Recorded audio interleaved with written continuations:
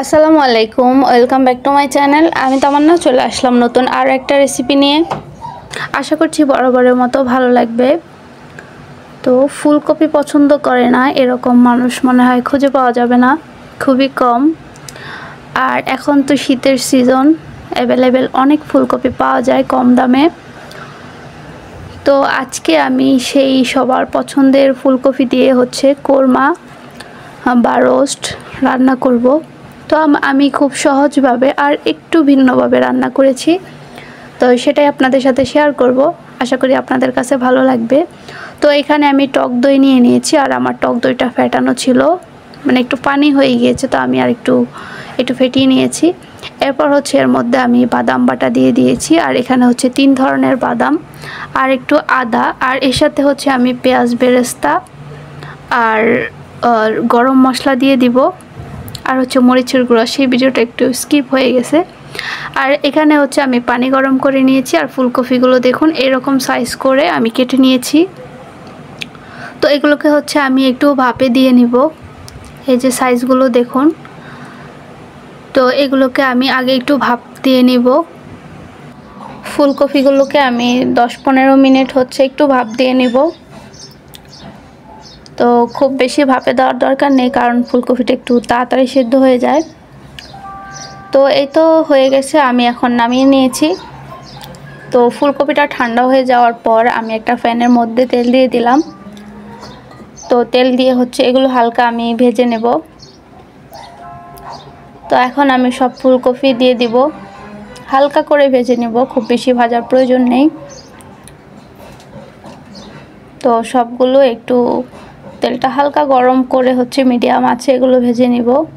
চুলার আঁচটা খুব বেশি দিলে এগুলো পুড়ে যেতে পারে, তখন ফুলকপির সুন্দর কালারটাই নষ্ট হয়ে যাবে। এই তো দেখুন হালকা এরকম করে একটু ভেজে আমি উঠিয়ে নিয়েছি। এখন সেম প্যানের মধ্যে আমি তেল আরও দিয়ে, তারপর পেঁয়াজ বাটা দিয়ে দিলাম 1/2 কাপ। তো এই পেঁয়াজটাকে আমি একটু ভেজে নিব। তো আপনারা চাইলে কিন্তু এখানে তেল আরও বেশি দিতে পারেন, কারণ এই ধরনের রেসিপিগুলোতে, কোরমা টাইপের রেসিপিগুলোতে বা যে কোনো রোস্টে তেলের পরিমাণ অনেক বেশি দিলে তারপর মনে হয় যে তেল দেওয়া হয়েছে। তো এখন এখানে আমি 2টা এলাচ আর একটা তেজপাতা দিয়ে দিলাম। তো আপনারা চাইলে তেল আরও বেশিও দিতে পারেন, তো আমি স্বাস্থ্যের কথা চিন্তা করে একটু কম দিয়েছি। আর এখানে আমি দিয়ে দিলাম 1 চা চামচের মতো রসুন বাটা। এটাও আমি কিছুক্ষণ ভেজে নিব। তো এগুলো হালকা ভেজে আরও আমি একটা মশলা তৈরি করে রেখেছি টক দই, সাথে যে বললাম পেঁয়াজ বেরেস্তা, মরিচের গুঁড়া, গরম মশলার গুঁড়া, তো সেটা এখন দিয়ে দিলাম। তো এই মশলাটা দিয়েও আমি বেশ অনেকক্ষণ কষিয়ে নিব। এখানে আরও ছিল বাদাম বাটা, আদা। তো এগুলো ছিল, আমি 3 ধরনের বাদাম দিয়েছি। আপনারা চাইলে শুধু যে কোনো ধরনের বাদাম বাটা দিলেই হবে, চীনা, কাজু অথবা কাঠবাদাম। এই অল্প পানি দিয়ে কষিয়ে নেব। এই মশলাটা যত বেশি ভালো কষানো হবে, কোরমার টেস্টটা তত বেশি ভালো আসবে। আর কোরমার ক্ষেত্রে মশলাটা একটু বেশি কষানো লাগে, তাহলে টেস্টটা ভালো আসে। তো আমি এগুলোকে খুব ভালো করে কষিয়ে নিব। তো আমি এই রেসিপিটা শুক্রবারে করেছিলাম। এখানে মাছ মাংস আর কোনো কিছুর প্রয়োজন হয়নি। শুক্রবার যেহেতু সবাই একটু স্পেশাল মাংস টাংস রান্না করে, তো সেই দিন আসলে এই কোরমাটা দিয়ে খাওয়া হয়ে গিয়েছে, এত টেস্ট হয়েছে। তো দেখুন উপরে মোটামুটি তেল বেশি উঠেছে। তো এখন আস্তে আস্তে আমি ফুলকপিগুলো দিয়ে দিব, ভেজে রাখা ফুলকপিগুলো দিয়ে দিলাম। তো এগুলোকে এখন খুব ভালো করে মশলার সাথে আমি এগুলোকে মিক্স করে নিব।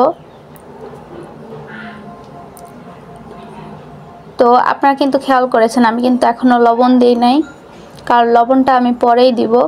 লবণটা যদি আগেই দেওয়া হয় তাহলে ফুলকপিটা অতিরিক্ত সেদ্ধ হয়ে যাবে, যেহেতু এই রান্নাটা একটু সময় নিয়ে করতে হয়। তো সেদ্ধ হয়ে ভেঙে গেলে এটা খেতেও ভালো লাগবে না, দেখতেও ভালো লাগবে না। তো এই তো দেখুন আমি খুব সুন্দর করে মিক্স করে নিয়েছি। আপনাদের কার কার এই কোরমা রেসিপি বা ফুলকপির কোরমা ভালো লাগে কমেন্ট করে আমাকে জানাতে পারেন কিন্তু। তো এখন আমি লবণটা দিয়ে দিলাম। তো লবণ দিয়ে আরও কিছুক্ষণ নেড়ে ছেড়ে দিয়েছি। তো আপনারা কিন্তু কমেন্টের মাধ্যমে জানাবেন আপনাদের কাছে আমার রেসিপিটা কেমন লেগেছে। তো এখন দেখুন আমি হচ্ছে কোকোনাট ক্রিম দিয়ে দিব। আপনারা চাইলে এখানে গরুর দুধ অথবা নারকেলের দুধ যে কোনো দুধ দিয়ে রান্না করতে পারেন। তো আমি এখানে কোকোনাট ক্রিমটা দিয়ে দিলাম, ক্যানের মধ্যে যে ক্রিমগুলো পাওয়া যায়। আর হচ্ছে এখানে আমি একটু পানিও দিয়ে দিব, যেহেতু আমার ক্রিমের পরিমাণটা কম ছিল। আর আমার কোরমার জন্য এটা যথেষ্ট ছিল, কারণ যেহেতু ক্রিমটা ঘন থাকে, তো সেই হিসাবে এই কোরমার জন্য একদম পারফেক্ট ছিল। তো একেবারে যদি পানি না দিয়ে রান্না করা হয়, শুধুমাত্র দুধ দিয়ে, তাহলে এটার টেস্ট আরও অনেক বেশি হয়। তো এখন হচ্ছে আমি কিন্তু এখানে আর কোনো পানি দিব না, এই পানি দুধের মধ্যেই হচ্ছে রান্নাটা পুরোটা হয়ে যাবে। তো আবার সব কিছু সুন্দর করে মিক্স করে দিচ্ছি। তো দেখুন এটা কালারটা এখনই দেখতে খুবই সুন্দর লাগছে।